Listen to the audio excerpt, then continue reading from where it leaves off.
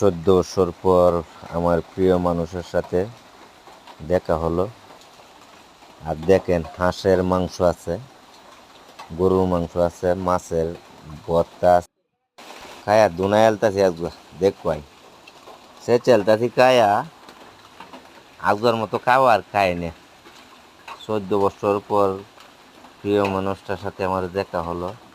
খাইতে খাইতে আওলায় আলতাছি। আপনারা দুই না খাইতে হলে তো বুঝতেন না আমি কামটা খারাপ করছি না ভালো করছি, দয়া করে বইলা যায়। আর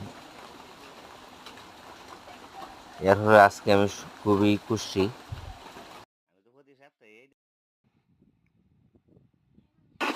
এতদিন পর খাইতেছি মজার কামন। বেশি খাইতারি না, মুহ তিতা লাগে, রুচি নাই, রুচি একদমই মুহ আমার নাই।